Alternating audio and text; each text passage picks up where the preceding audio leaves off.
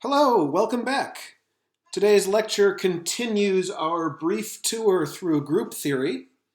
We're going to take a look at a non-abelian group in the first part of today's lecture. So remember from yesterday, this is a group where the order that we perform our multiplication on determines the result that we get. The group that I want to look at for this part of the lecture is called the quaternion group, or sometimes you'll see this called the Hamiltonian group. And that name comes from one of the mathematicians who described this group in the 1800s, William Rowan Hamilton. No, not him. That's better. Okay, William Rowan Hamilton. So the group that we are interested in, the quaternions, is a group using multiplication. So I'm going to be using just writing two elements next to each other because I don't want to typeset all of those times signs.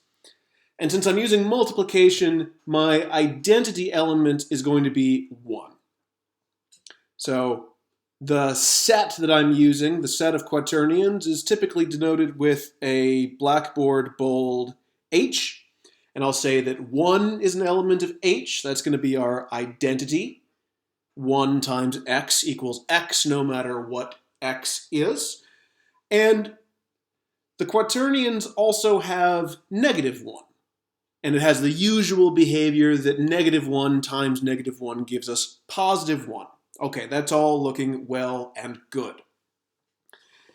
The development of the quaternions was just around the same time as people were figuring out the usefulness of the complex numbers. So the quaternion group also has the number I in it, and I'll call that an imaginary unit. That's just technical language saying that I squared equals negative 1. So maybe you've seen complex numbers before, maybe not, but we have a number whose square is minus 1, and knowing that I can continue to multiply by I, and I'll have to stay inside of this group, I cubed is going to be the same thing as minus 1 times I, or maybe I can group those parentheses differently and say that's the same as I times minus 1. Any way you slice it up, this element needs to be a member of H as well, so I will just call this negative I. And finally, if I multiply on one last copy of I, we get that I to the power 4 equals 1. Okay, so our group now consists of 1, minus 1, positive I, and negative I. We've got those 4 different elements. Now, this is not enough, right? We have other branches of mathematics which study what it's like to have a square root of minus 1. And so what Hamilton was interested in was, why stop at 1? Can't we have more square roots? So we're going to introduce another imaginary unit, and I'll call it J. So J is a member of the quaternions, and J is not I. They are different from each other. J is also going to have the property that J squared equals negative 1. And just like I, that means that J cubed is going to be minus J, right? So we get a new element minus J for free out of this. And finally, J to the power 4 gives us minus 1. So that means we've got 1 and minus 1, I and minus I, and J and minus J as elements of the quaternions. Okay, does that give us any problems so far? I want to be able to multiply all of these together, no matter what two things you give me, and be able to get a quaternion back as the result. So this does give us a problem. What is I times j? It can't be any of the elements we've already talked about. The solution to this problem is that we're just going to say that I times j is some other element of the quaternion group that we just haven't described yet. We'll go ahead and give it the name k, and we'll go a little bit further and say that k is also an imaginary unit. So I times j is k, that is a new element of the quaternions here. K squared is minus 1, which means that k cubed is minus k, and that k to the power 4 is 1.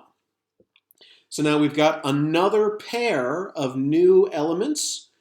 We had 1 and minus 1. We had I and minus I. We had j and minus j.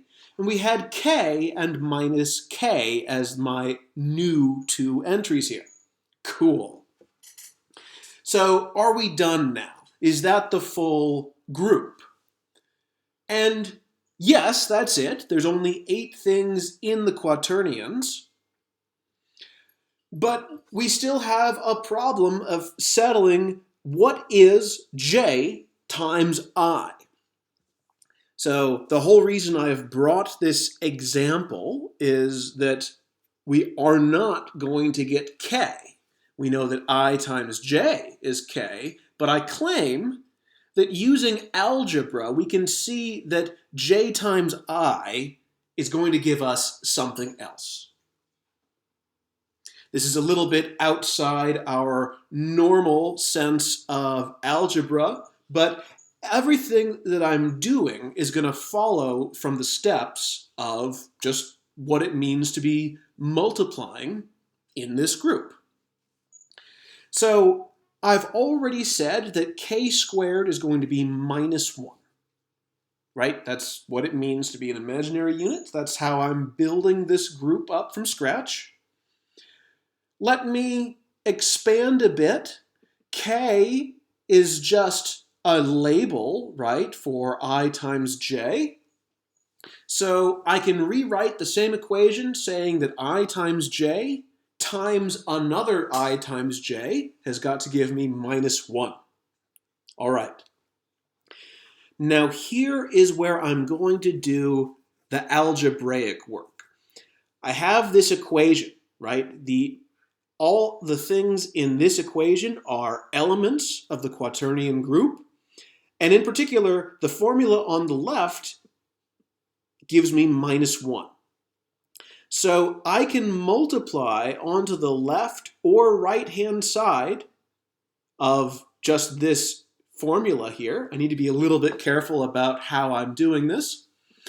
And as long as I do the corresponding action for the other part of my equation, I'll have the same quantity, right? So in my next line down, I've taken the element j and multiplied it. I have to be careful with my words here. I've multiplied it onto the right-hand side, right, of both parts of my equation. So over here, I've got I times j times I times j times j. And then what is that equal to? That must be equal to minus 1 times j. And I'm just going to call that negative j. Now, for my fourth line here, I'm going to multiply everything on the left by I, right? There's a bit more bookkeeping than usual because I claim that order of multiplication actually matters in this group. So we need to be careful about that. I'm saying that I times j times I times j times j. That is the quantity that I'm interested in. All I've done is I've just multiplied a bunch of group elements together, and I should still have some other element of my group. What do I do here? I'm saying this quantity is equal to minus j. So if I've multiplied on the left by I get I times minus j. And all of my imaginary units play nice with that minus sign. So I can rearrange here and say that this is actually negative I times j. All right. So this is where I'm stopping for this slide.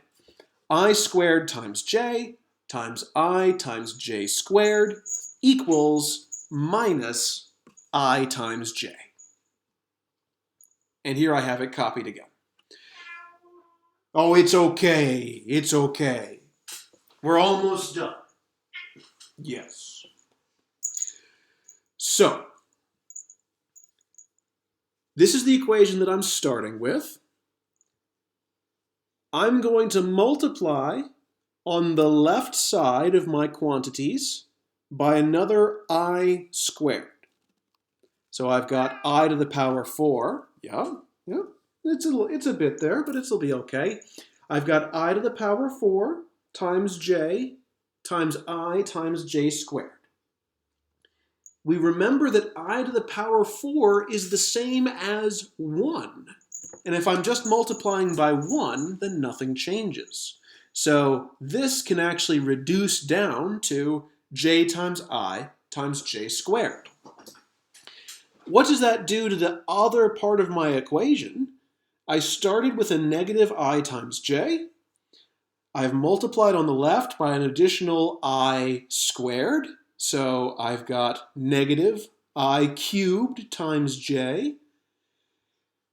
I cubed is already negative I, so together this has got to give me positive I times j. Right? A bit of a mouthful, but if you follow the algebraic steps, I times j is equal to this mess I have written on the other side of my equation. I want to get rid of the j squared, so I'm going to do the same thing. Multiply by an extra j squared on the right-hand side. I'm going to get j times I times j to the power 4. And we know that j to the power 4 is 1, so this is really just j times I. What does that give me from here? If I say that this is all equal to I times j, I've multiplied on the right by an additional j squared, I have I times j cubed. But j cubed is minus j. So this j times I has got to be the same thing as negative I times j. Or I times j is equal to minus j times I. You can put the negative sign on either side of the equation there. So depending on what order you multiply things in, you'll get a different result. And here that difference is represented by the minus sign. So this is one example of a non-abelian group.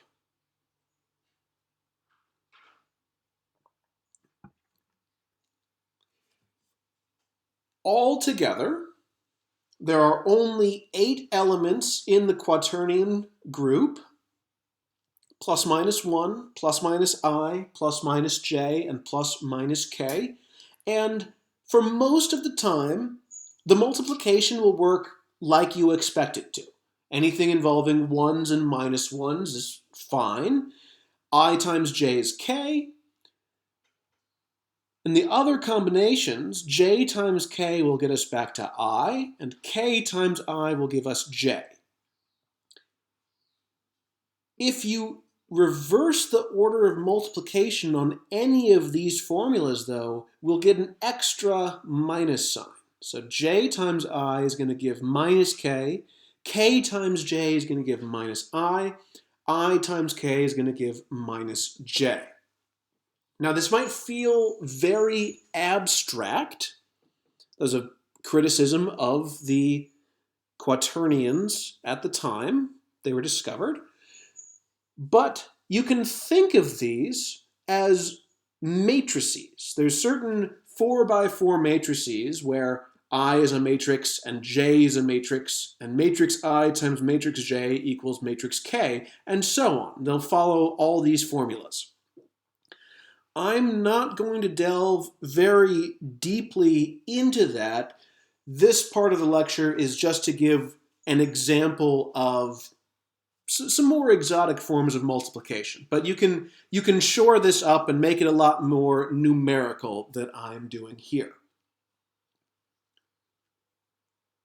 I will see you in a bit for the second part of this lecture, where we talk about the order of group elements. See you in a bit.